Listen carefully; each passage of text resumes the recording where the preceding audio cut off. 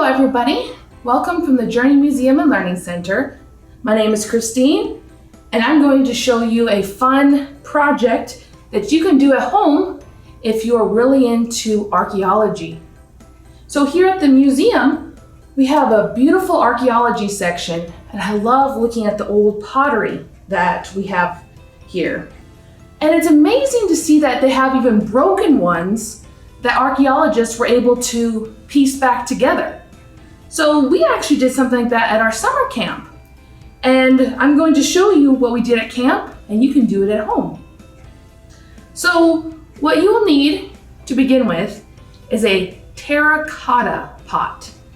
These are basically little flower pots, and you can find them on Amazon or any store or wherever you're looking. And they come in fun different sizes here. And this little itty bitty one is the one I chose. I just love how small it is and how cute it is. So what I did was I painted on it. And that would be actually the next step that you would do. After you get your terracotta pot, paint it. And when you paint it, you can use paint markers or just simple paint. I use acrylic paint, but tempera would work as well. And when you're doing this, maybe you might want to research old pottery from maybe the Greeks, for instance, and try to copy what they did. Or you can just do like what I did and just make a fun little pattern. When we did this at camp, some kids even painted the inside of their pot. So after you have your pot, then we're going to make it like an archaeologist would find it. They don't find a pot usually all perfect and put together. They're gonna find it broken in pieces under some dirt. So I have to break this. Now, when we were at camp, the adults are the ones who broke it. So at home, you should ask an adult, maybe a parent or a grandparent, to help you break. And a little tip for them would be, we just took a brown paper bag and put the pot inside the bag. That way, any pieces won't end up everywhere and you won't have any broken shards to hurt yourself.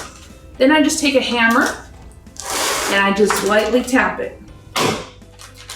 And I peek inside to see if I broke it, and if not, I give it another tap.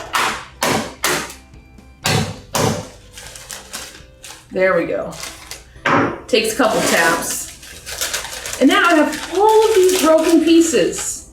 Some pieces are big, and some pieces are more medium sized and a little bit jagged. Then I have some really small pieces. So when they remove the pieces, I do have some pieces inside this bag that look almost more like sand or dust. I don't put those pieces in. So with the pieces that you have, the fun thing is you could always be the one to put it underneath some dirt, or maybe you could have a family member hide it so you have to find it. So be safe and maybe choose a bucket like me, or maybe a spot in the ground that people don't walk around in. After you bury the broken pieces of the pottery, now comes a part where you could act like an archaeologist. So an archaeologist would use a tool, like a brush, right?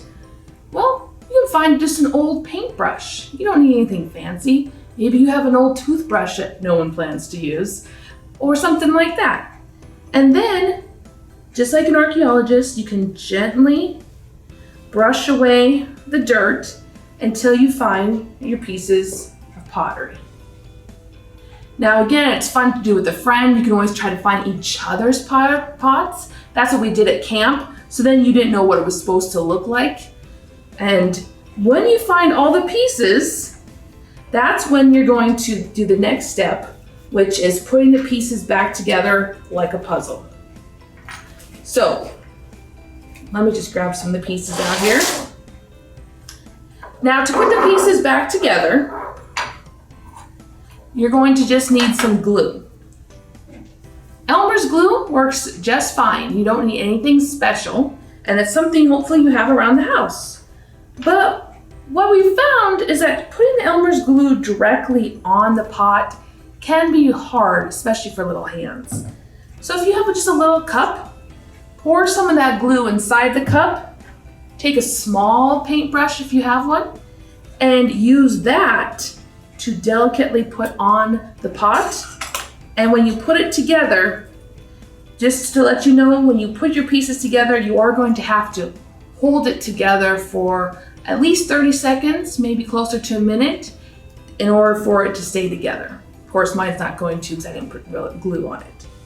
But then you just keep piecing it together, and then you'll have your own pieced together pottery, and you got to act just like an archaeologist. So next time you come to our museum and you see our broken pieces that are put together in our archaeology section of our museum, you'll know how much work those archaeologists did to complete that, just like you did.